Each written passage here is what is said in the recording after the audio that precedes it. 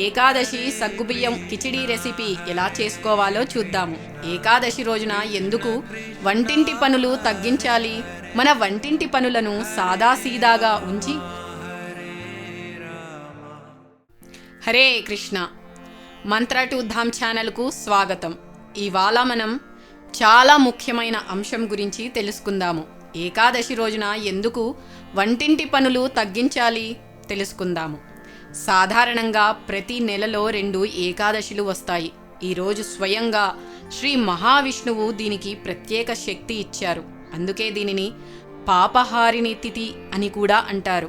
అంటే ఏకాదశి పాటించడం ద్వారా పాపాలు తొలగిపోతాయి, మన మనస్సు పవిత్రమవుతుంది. సాధారణంగా మనం ప్రతిరోజు చేసే పనుల్లో వంట, తినడం, శరీరానికి సంబంధించిన అవసరాల మీదే ఎక్కువ సమయం ఖర్చు అవుతుంది. కానీ ఏకాదశి రోజున శాస్త్రాలు చెప్పిన విధంగా ఈ పనులన్నింటినీ తగ్గించమని సూచిస్తున్నాయి. ఎందుకంటే మన సమయం, శక్తి అన్నీ కూడా భగవంతుని స్మరణలో, భజనలో, జపంలో వినియోగమవ్వాలి. ఇక్కడ ఒక విషయం చాలా ముఖ్యమైనది. ఉపవాసం అంటే ఆకలితో బాధపడటమేం కాదు. ఏకాదశి ఉపవాసం ఉద్దేశం ఏమిటంటే మన శరీరానికి తక్కువ ఆహారం ఇచ్చి, మన ఇంద్రియాలను నియంత్రించి, మన మనస్సును కృష్ణ భక్తి వైపు మళ్లించడం. అందుకే మన సాంప్రదాయాలలో ఇలాంటి రోజుల్లో ఎక్కువ వంటలు చేయకుండా సాదాసీదా ఆహారం ఉంటుంది. ఫలహారం మాత్రమే తీసుకోవాలని సూచిస్తారు.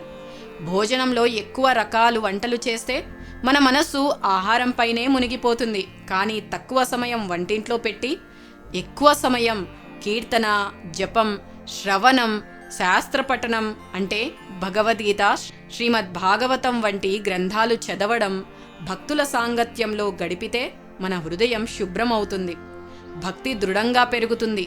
మన ఆచార్యులు ఏమంటున్నారంటే ఏకాదశి అనేది కేవలం ఆహారం మానుకోవడం కాదు, ఆ హరిసేవలో ఎక్కువ సమయం కేటాయించుకోవడానికి ఉన్న గొప్ప అవకాశం.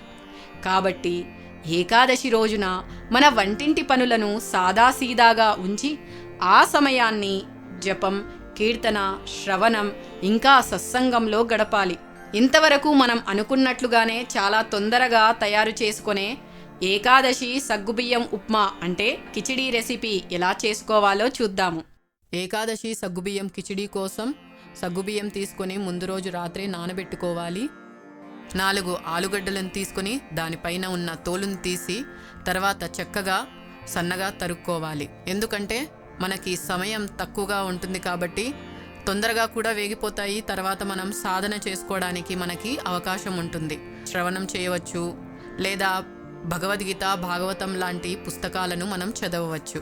ఏకాదశి రోజు వేరుశెనగ గింజలను ఉపయోగించవచ్చు కాబట్టి మనము ఈ విధంగా వేయించుకొని పెట్టుకోవాలి. తర్వాత 3 నుంచి 4 పచ్చిమిర్చిని తీసుకుని ఈ విధంగా సన్నగా కట్ చేసుకోవాలి.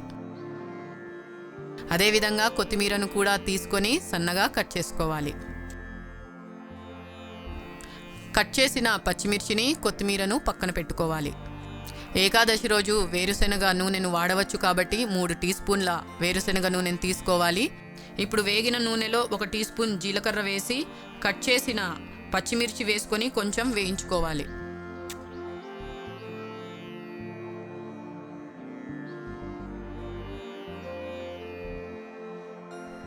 ఇప్పుడు ముందుగానే తరిగి పెట్టుకున్న ఆలుగడ్డ ముక్కల్ని వేసుకొని కొంచెం సేపు ఫ్రై చేసుకోవాలి.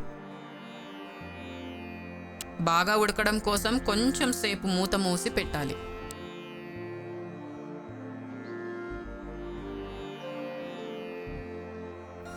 ముందుగానే వేయించి పెట్టుకున్న వేరుశెనగ గింజలని పొట్టుతో లేదా పొట్టు తీసి మీకు నచ్చిన విధంగా మిక్సీలో పొడి చేసుకొని పెట్టుకోవాలి. ఏకాదశి కాబట్టి పింక్ సాల్ట్ని ఉపయోగిస్తాము. ముందుగానే నానబెట్టిన ఈ సగ్గుబియ్యంలో కావలసినంత పింక్ సాల్ట్ని బాగా కలపాలి. తర్వాత తయారు చేసి పెట్టుకున్న వేరుశెనగ పొడిని సగ్గుబియ్యంలో కావలసినంత వేసుకొని సగ్గుబియ్యంకు బాగా పట్టేలా కలపాలి. దీన్ని కొంతమంది ఎక్కువ వేసుకుంటూ ఉంటారు, లేదా తక్కువ కూడా వాడుతూ ఉంటారు. ఈ మిశ్రమం చూడడానికి ఈ విధంగా కనిపిస్తూ ఉంటుంది. బాగా వేగిన ఆలుగడ్డ ఫ్రైలో వేరుశెనగ పొడి కలిపి పెట్టుకున్న సగ్గుబియ్యం మిశ్రమాన్ని వేసి బాగా కలుపుకోవాలి.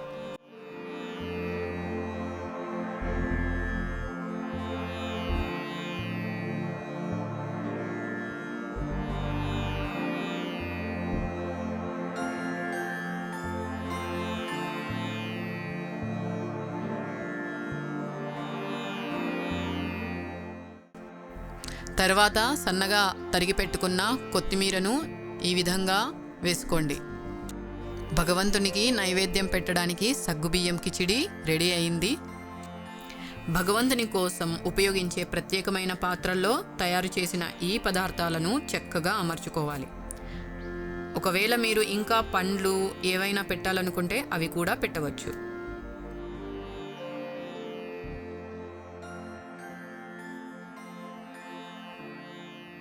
ముందుగానే కోసి పెట్టుకున్న తులసి పత్రాలను ఒక్కొక్క దానితో చక్కగా అమర్చి భగవంతునికి నైవేద్యం సమర్పించాలి.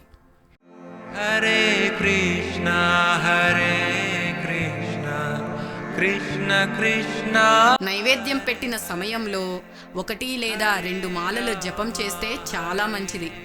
ఆ తర్వాత ఈ నైవేద్యాన్ని తీసి మిగిలిన పదార్థాలలో కలుపుకొని ప్రసాద సేవనం మనం చేయవచ్చు. హరే కృష్ణ. కృష్ణ కృష్ణ